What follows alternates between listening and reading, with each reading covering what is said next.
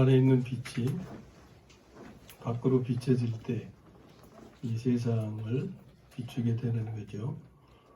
귀한 찬양 감사합니다. 되게 평안하세요? 아니면 좀 걱정이 되세요? 걱정됩니다. 편안할 때 편안한 것은 평안이 아니죠. 풍랑과 파도 속을 지나간다 해도 편안할 때 그게 평안이죠. 유권사 좀 솔직해서 좋아. 솔직해서. 유권사님 입에서 평안합니다. 그러면 진짜 평안한 거예요. 걱정되고 근심되고 불안하고 두렵고 그렇죠. 그래서 평안은 내가 평안해야지 한다고 되는 게 아니죠. 근데 주님께서 말씀하셨죠. 내가 너에게 주는 평안은 세상이 주는 것하고 다르다. 오늘 귀한 찬양, 우리 속에 빛으로 계신 주님, 사랑의 주님 이만한 찬양 주셨는데 그 주님이 내 안에서 평안이 되시기를 주님의 이름으로 축원합니다. 아멘.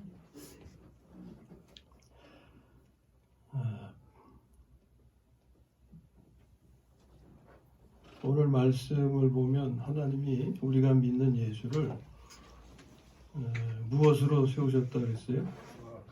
주와 그리스도가 되게 하셨다 그랬죠. 주와 그리스도. 오늘 이게 뭔지를 아시면 은혜가 될 것입니다. 요한복음 9장에 보면 소경에 관한 말씀이 나와요. 사람들은 그 소경을 보고 그게 누구의 죄 때문입니까? 이런 질문을 했어요. 부모의 죄 때문입니까? 아니면 본인의 죄 때문입니까? 그때 예수님 대답이 어느 누구의 죄 때문이 아니고 그에게서 하나님이 하시는 일을 나타내고자 하십니다. 그랬어요. 그에게서 하나님이 하시는 일을 나타내고자 하십니다.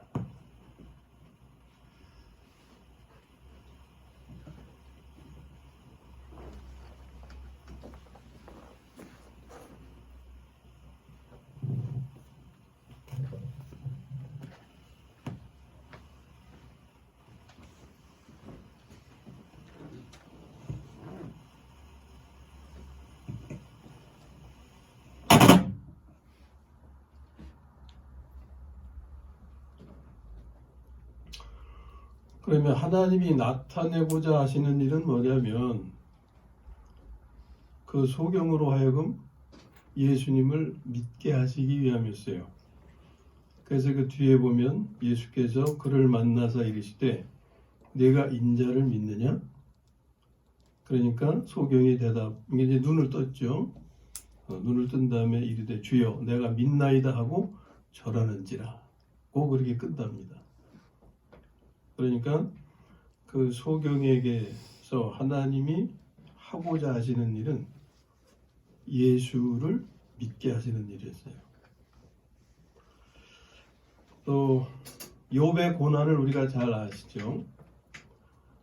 욥의 고난은 무엇 때문이었느냐? 하나님을 더 깊이 분명하게 알게 하시기 위함이었어요. 그게 42장 5절 말씀 보면 내가 주께 대하여 귀로 듣기만 하였사오나 이제는 눈으로 주를 배움나이다 하는 거예요. 귀로 들어서 하는 것하고 눈으로 배듯이 아는 것하고는 다르죠. 차원이 다른 거예요. 바울도 심한 고난을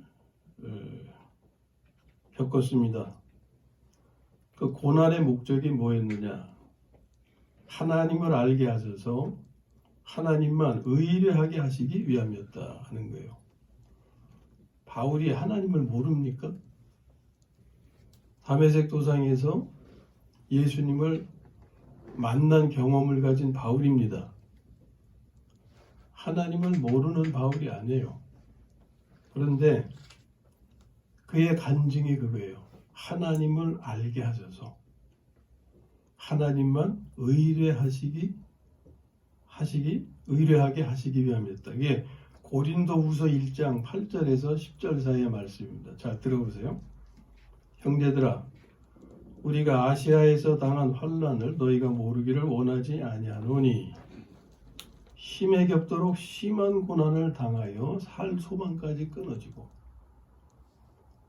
그 고난이 얼마나 심한지 살 소망까지 끊어졌다고 표현하고 있어요. 그리고 우리는 우리 자신이 사형 선고를 받은 줄 알았으니 이제는 죽었구나, 이제는 끝이구나, 그렇게 알았다 그 말이에요.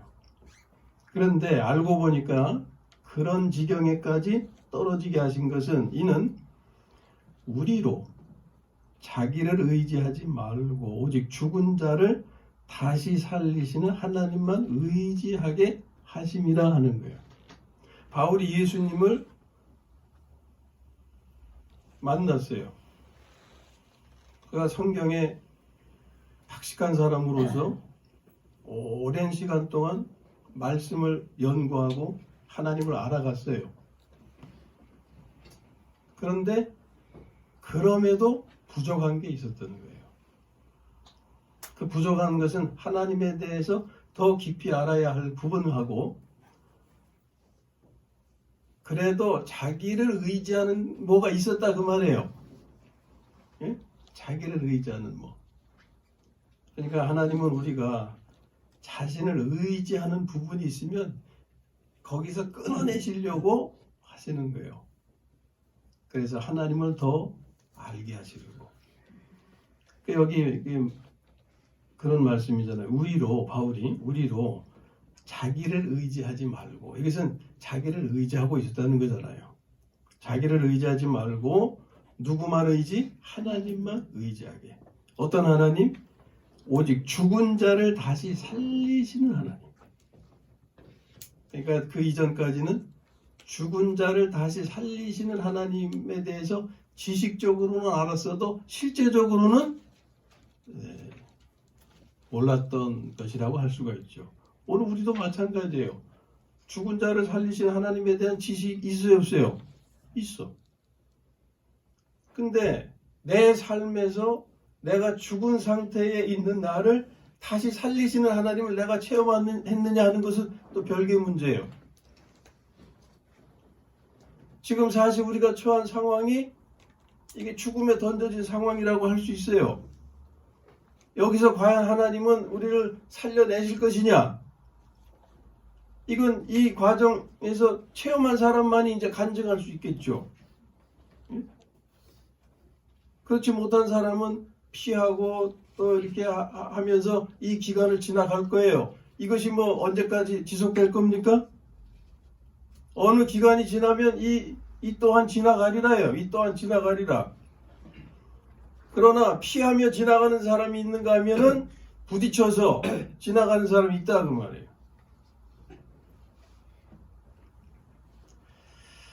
그가 이같이 큰 사망에서 우리를 건지셨고, 이건 바울이 직접 체험한 거 아닙니까? 이런 과정에 던져져서 가는 사람이 체험하는 거잖아요.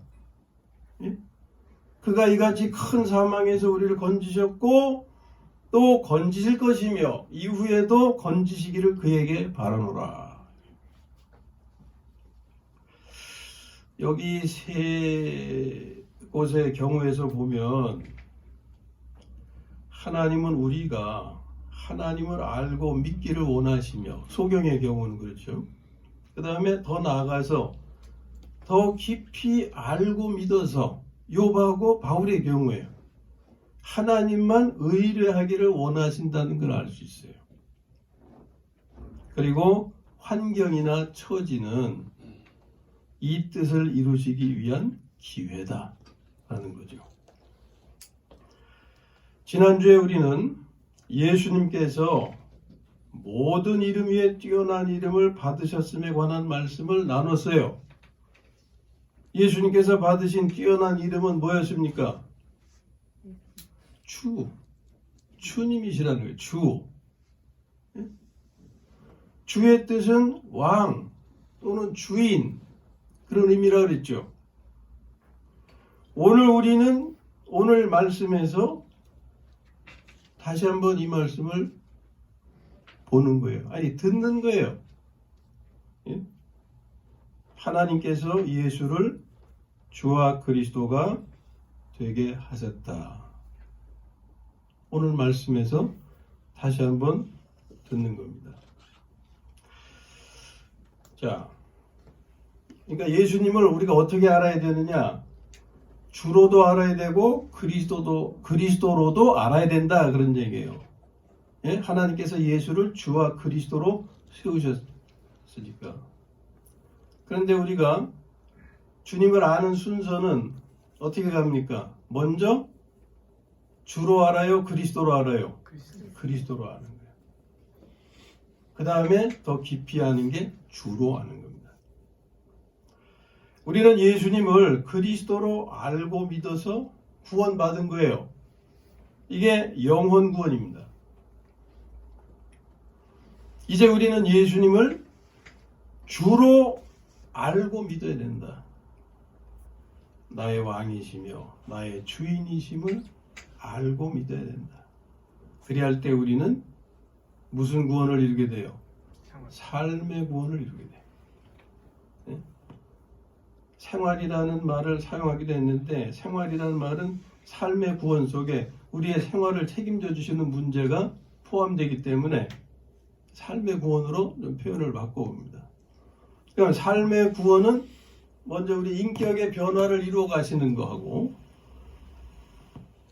그리고 우리의 생활에 필요한 모든 것을 책임져 주시는 거하고, 그리고 우리의 삶의 과정에서 직면하는 모든 위험한 상황, 모든 위험에서의 구원. 지금 우리가 코로나19에 직면하고 있어요. 그것만이 아닙니다. 방사능, 전쟁, 또 많은 사고들, 그렇잖아요? 많은 위험이 있어요. 그런 위험에서의 구원, 이 모든 걸 포함해서 삶의 구원이라고 하는 거예요. 그러므로 오늘의 코로나19의 위기는 예수님을 무엇으로 알게 되는 기회가 되겠습니까? 주님으로. 주님으로. 우리가 그분이 주님이시라는 것은 지식적으로는 알고 있단 말이에요. 성경을 통해서. 근데 오늘의 상황을 다스리시는 왕이신 주인으로 우리가 체험하는 것하고는 또 별개의 문제다. 그렇게 체험하는 사람만이 그렇게 간증할 수가 있는 거예요. 예수님을 주로 알게 되는 것은 구약에서 이런 것 같은 거예요. 내가 너희를 위해서 이러저러한 일을 행할 텐데 너희가 그런 일들을 경험하면 어떻게 되리라고 그랬어요? 너희가 나를 무엇으로 알리라? 여호와인 줄 알리라. 그런 말씀 많이 있죠? 구약에. 그들이 하나님을 모릅니까? 하나님을 예배하는 백성들이에요. 종교적인 백성들이에요. 그들은 하나님을 몰라서 그러는 게 아니에요. 그런데 지식적으로 아는 하나님하고 삶에서 살아계신 하나님을 체험해서 아는 거하고는 다르다, 그 말이에요. 그래서 계속 구약의 말씀을 보면 내가 여호와인 줄 알리라는 표현이 계속 되풀이되는 거예요.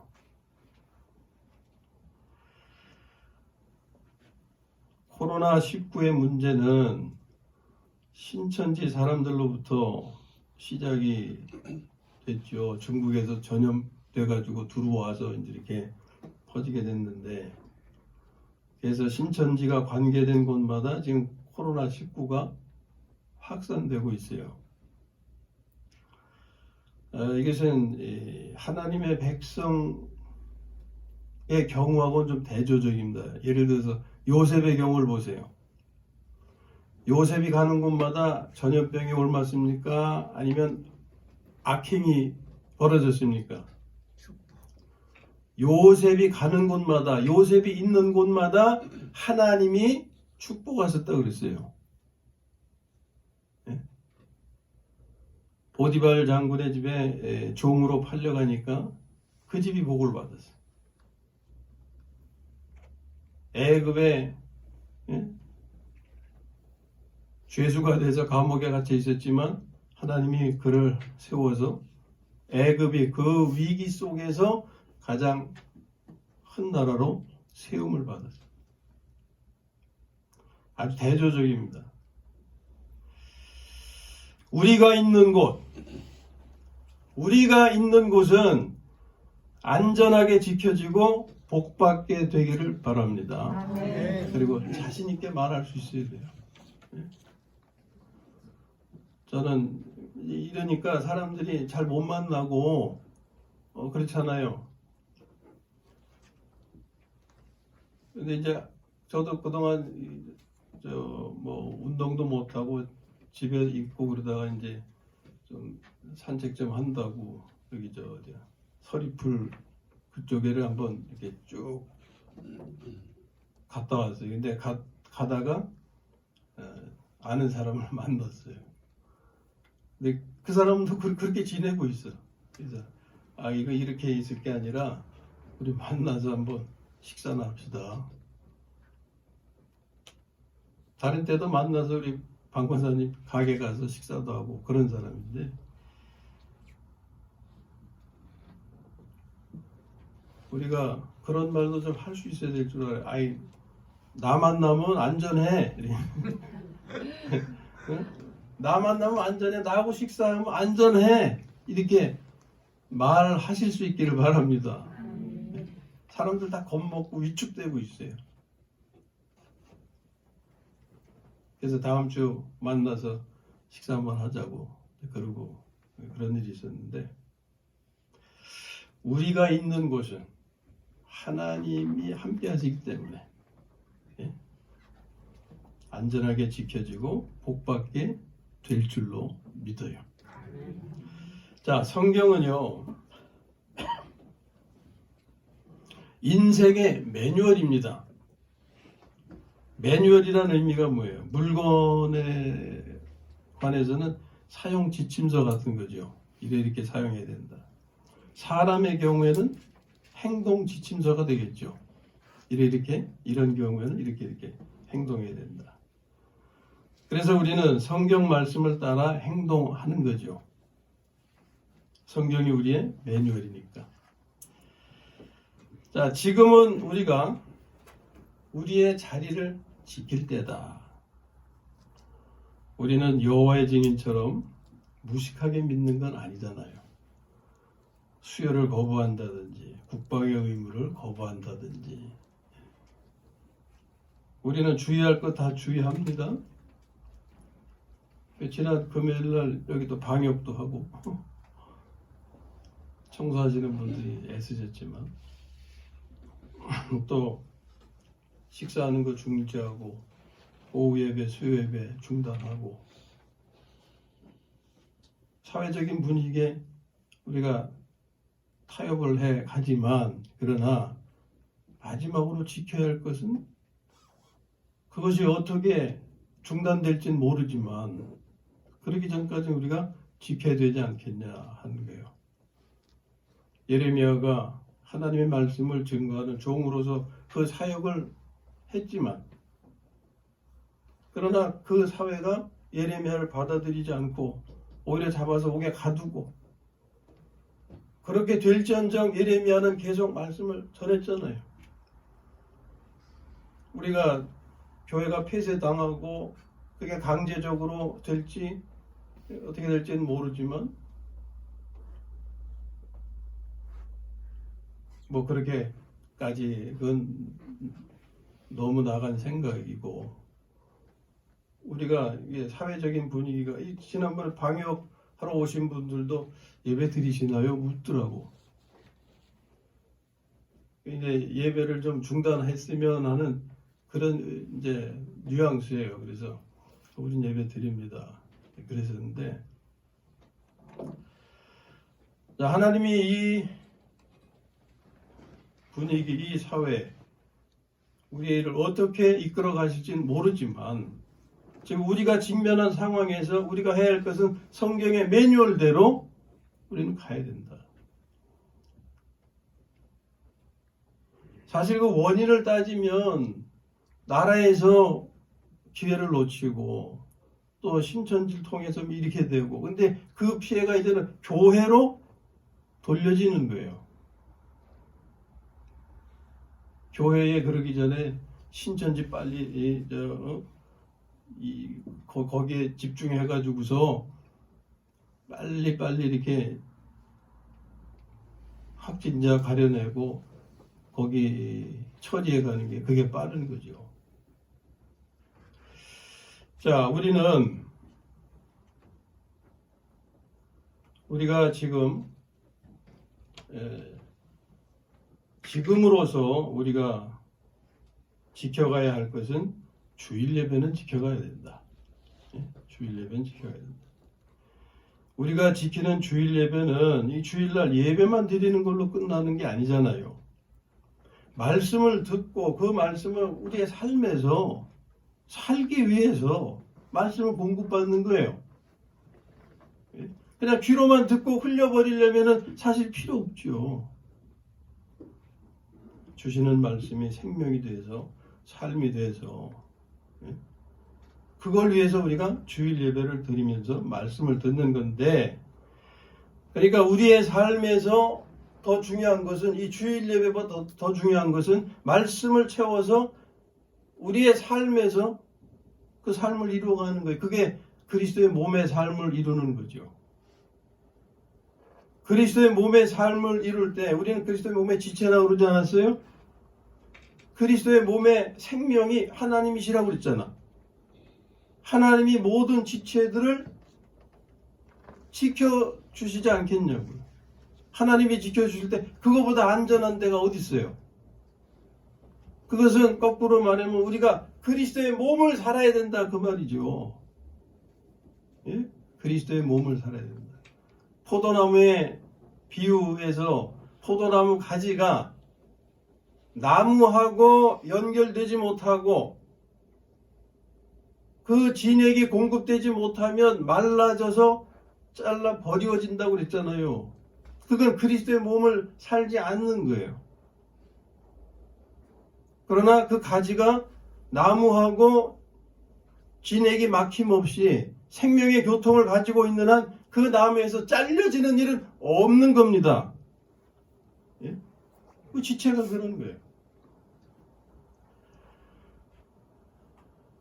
그러면 우리가 그리스도의 몸을 산다고 할 때 무엇을 힘써야 되느냐? 먼저 내 안에서 생명을 채우고 삶의 변화를 이루어가면서 그것이 내 가정에 이루어지기를, 그리고 교회에 이루어지기를, 이런 순서로 이게 나가야 되는 거예요.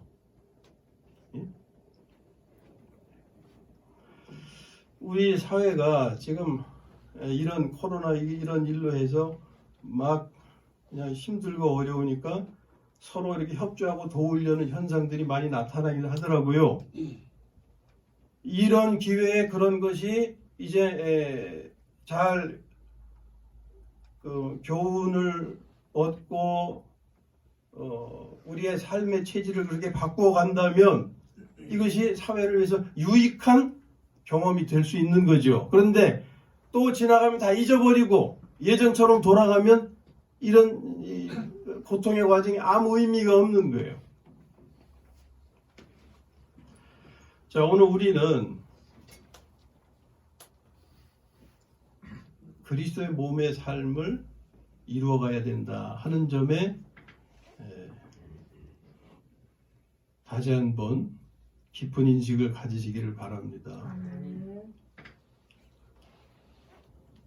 우리가 이런 상황이라고 해서 식당에 가서 식사 안 합니까?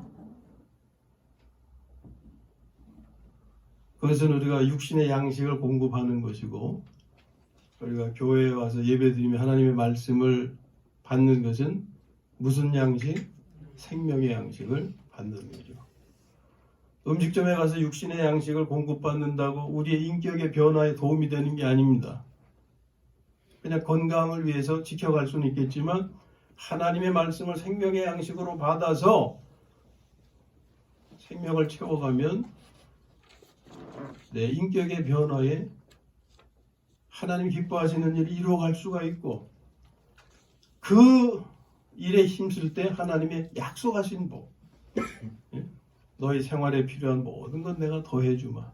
그리고 모든 위험으로부터 우리를 보호하시는 하나님의 은혜가 거기에 함께 하신다 그 말이에요.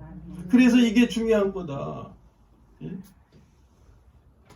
그리고 그렇게 생명이 자라갈 때에 그 생명에서 평안이 나타나고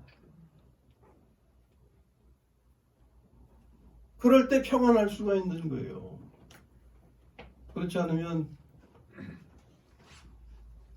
평안할 수가 없어요. 내가 원한다고 되는 게 아니기 때문에. 자, 다시 한번 강조의 말씀을 드려요. 내 안에서의 변화를 이루어 가시기를 바랍니다.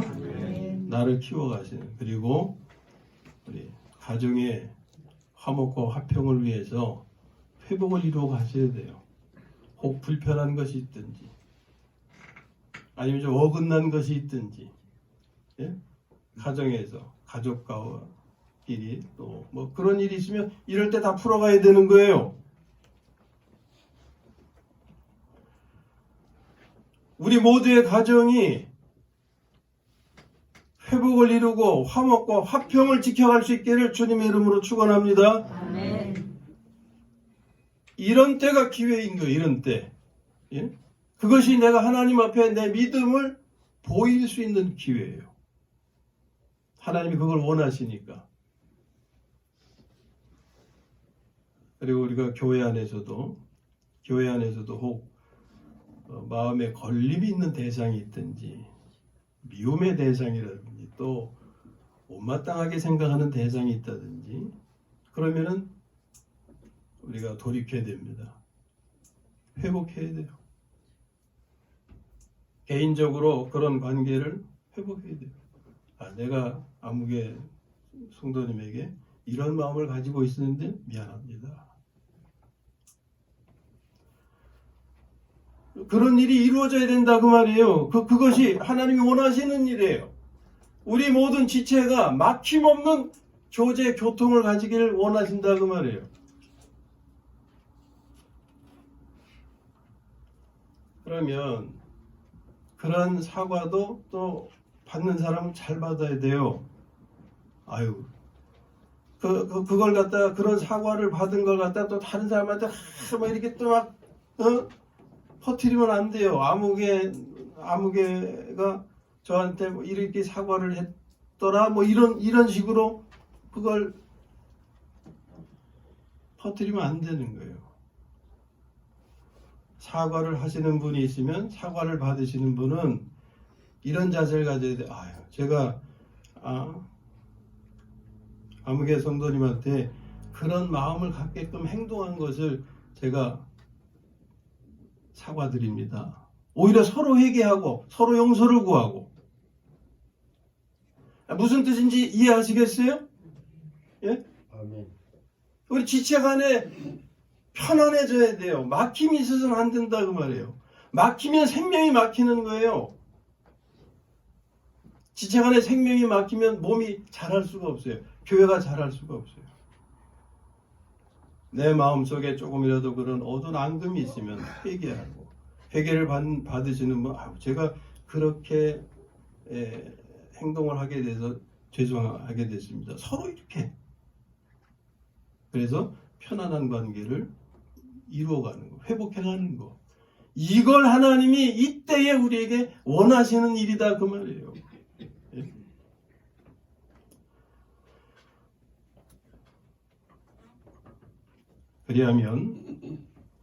그리하면 분명하게 말씀드릴 수 있는데 한 생명도 상하지 않고 오히려 우리가 있는 가정이 주변 사람이 환경이 지켜지게 될 것입니다. 요셉이 가는 곳마다 있는 곳마다 복받은 것처럼 우리가 있는 곳은 더 안전하게 지켜질 것이다. 예? 우리가 하나님의 말씀에 순종해서 그렇게 실행할 수 있으면 담대함과 자신감이 생명에서 솟아나는 거예요. 아까 제가 드린 말씀이 그 빈말이 아니에요. 저하고 함께하면 안전해요. 네? 여러분이 계신 가정이 안전할 겁니다. 여러분이 계신 교회가 안전할 거고, 예? 여러분을 만나는 사람들이 안전할 거고 편안할 거고, 여러분 때문에 코로나19가 전염이 돼가지고 그렇게 될 일은 없을 거다. 예? 이로써 우리는 하나님을 더 확실하게 알게 되는 겁니다. 어떤 하나님으로? 살아계시며 나의 생명이 되시는 분으로 확실하게 알게 될 거예요. 나를 눈동자같이 지키시는 분으로 알게 될 겁니다. 시편 한 편 소개해드리면 32편 6절 7절 말씀, 진실로 홍수가 범람할지라도, 사실 이 코로나가 지금 범람하고 있는 거죠. 홍수가 범람하는 것처럼 홍수가 범람할지라도 그에게 미치지 못하리이다. 주는 나의 은신처이오니 환난에서 나를 보호하시고 구원의 노래로 나를 두루시리이다. 이 또한 지나가리라. 이것이 지나가면 우리는 구원의 노래로 하나님을 찬양하게 될 줄로 믿습니다. 이게 그거예요. 구원의 노래로 나를 두루시리이다.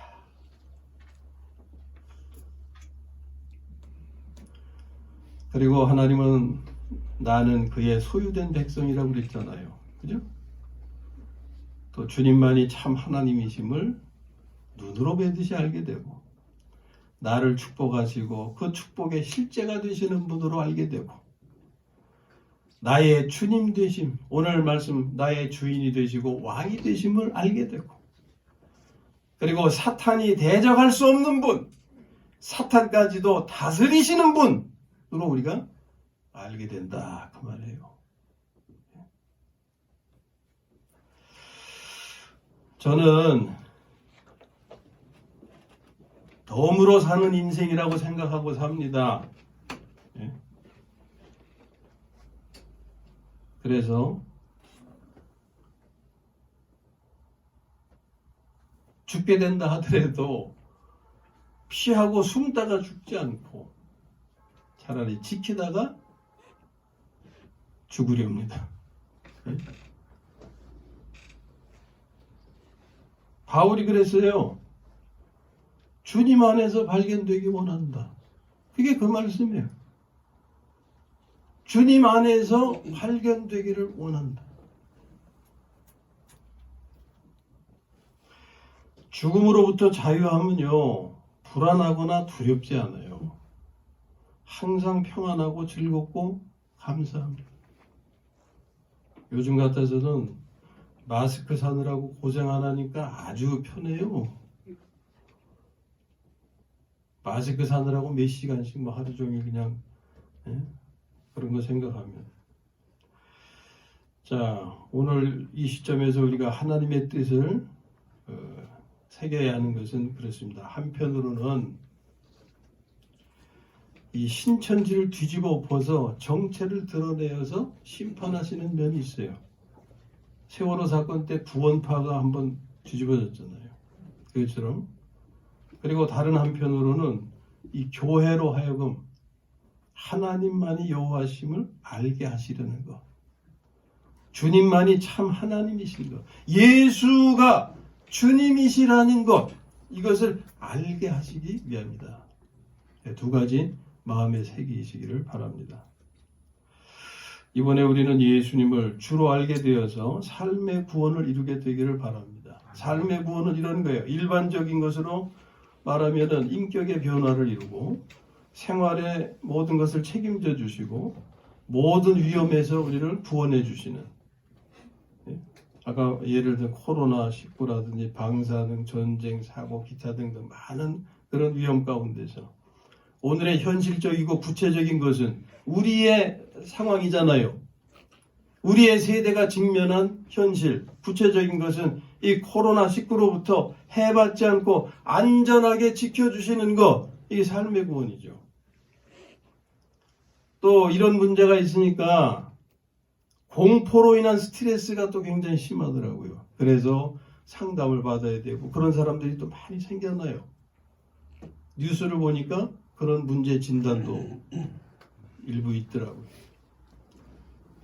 이 공포로 인한 스트레스에서 해방되는 음식점 주인이 그런 이제 뉴스에 나오는 그분이 그렇게 말씀하더라고요.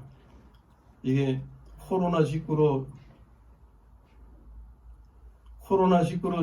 죽는 게 아니라 굶어서 죽겠다는 거예요. 굶어서. 장사가 안 되면 굶을 수밖에 더 있어요. 그러니까 코로나19로 죽기 전에 공포로 죽어가요. 공포로. 모든 사람이 다 그렇진 않겠지만 많은 사람이 또 그런 사람들이 있단 말이에요. 히브리서 2장 14절 15절에 이런 말씀이 있어요. 우리 인생들이 무엇에 매여서 종로로 다느냐? 죽기를 무서워하는데 매여서. 예? 죽기를 무서워함으로 일생에 매여 종로로 탄다 그 말이에요. 거기서 해방시켜 주시기 위해서 주님이 십자가를 지셨다.